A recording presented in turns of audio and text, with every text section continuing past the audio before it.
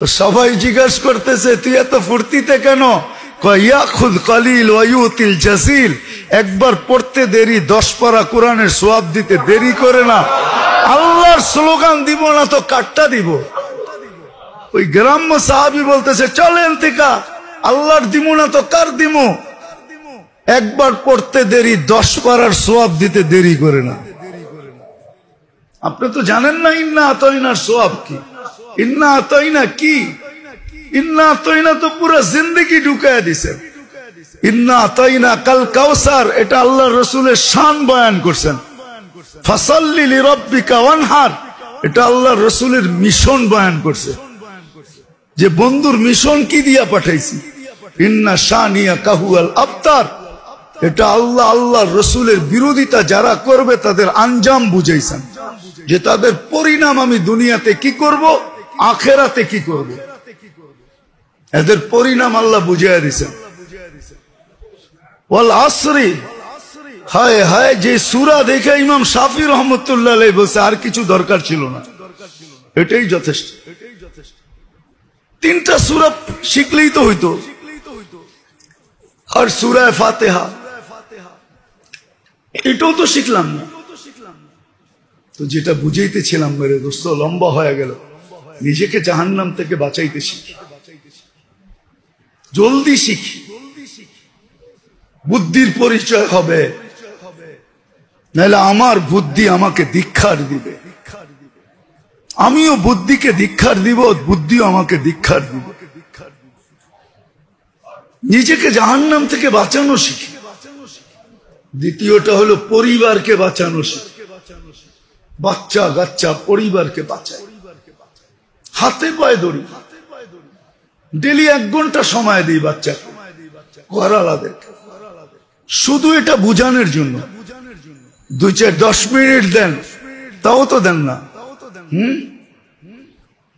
বাইরে বিলাই, ঘরে যায় বেটা সাজে, ঠিক না? পরিবারকে সময় দিতে চায় না। বাইরে বড় আখলাকওয়ালা, ঘরে যায় বড় মুডি, ঠিক না? অথচ ঘরে আখলাকওয়ালা হওয়া দরকার ছিল, ঘরের হাইয়েন লাইয়েন হওয়া দরকার ছিল, নরম।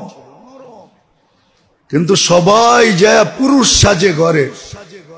লাউড স্পিকার বাইরের খোলা আছে তো, নাহলে ভাঙ্গা বলে দিতাম, বলে দিমু। আরে পুরুষ সাজার জন্য তো 2 মিনিট লাগে, আর বেশি তো লাগে না। আপনি যে পুরুষ, এটার জন্য তো 2 মিনিট লাগে। 2 মিনিট, কয় মিনিট মনে হয় ইঙ্গিত বোঝেন না। ফিডার খান, বাচ্চা কাচ্চা এমনি হয়েছে, তো 2 মিনিট লাগে, আর বেশি তো লাগে না। বাকি সময় তো ঘরওয়ালাদের সাথে হাইয়েন লাইয়েন, নরম হওয়া চাই, আখলাকওয়ালা হওয়া চাই, সদয় হওয়া চাই, ওদেরকে বুঝানো চাই, সময় দেওয়া চাই। ঘরওয়ালাদেরকে জাহান্নাম থেকে বাঁচান, নাইলে রব্বে কাবার কসম এরা টাইনা জাহান্নামে নিয়ে যাবে। এক মহিলা 4 জনকে নিয়ে যাবে, 4 জনকে। মাকে নিবে, বাবাকে নিবে, স্বামীকে নিবে, বড় ভাইকে নিবে, 4 জনকে নিয়ে তারপরে জাহান্নামে যাবে। সন্তান মা বাবাকে ফুটবলের মতো মাইরা তারপরে জাহান্নামে যাবে। সন্তানের ভবিষ্যতের জন্য 60-70 বছরের ভবিষ্যৎ, এটাকে চমকানোর জন্য রাত দিন এক করে দিতেছে। আমার সন্তানকে আমি সন্তান, ও মেরে দোস্ত বুঝেন। এই জন্য বুঝাইতেছি, আপনি আপনাকে মুসলমান ভাবেন, এই জন্য যে মুসলমান না ভাবে ওকে বুঝাইতেছিলাম যে নিজেকে উম্মত ভাবে তার বসতে হবে। আর মুসলমানের ঘরে আপনি জন্ম নেন নাই, আল্লাহ জন্ম দিছে, বিদায় নিছেন। উম্মতে মুহাম্মদী আপনাকে আল্লাহ সদ ইচ্ছায় বানাইছে। বেনিফিট যদি আজকে দেখা নাও যায়, কিন্তু কালকে দেখা যাবে। আমি তো সব জায়গায় বলি, আপনাদেরকেও বলি, যে কাগজে মুসলমান হবে, একদিন আসবে ওরও বাঁচার সুযোগ হবে। কাগজে মুসলমান, কাগজে মুসলমান বুঝেন? কি? হ্যাঁ, সরকারি ভাবে বা দুনিয়ার রীতি নীতি ভাবে যেখানে ধর্ম লিখতে হয়, ওইখানে আপনি ইসলাম লেখা যদি আইসা থাকেন, এতটুক লেখাও আপনাকে একদিন কাজে দিবে, ওই দিন বুঝে আসবে যে ইসলামের কত বড় মর্যাদা ছিল। আজকে বুঝে আসে না। এই জন্য পরিবারকে দিনদার জাহান্নাম থেকে বাঁচে শিখাই এদেরকে,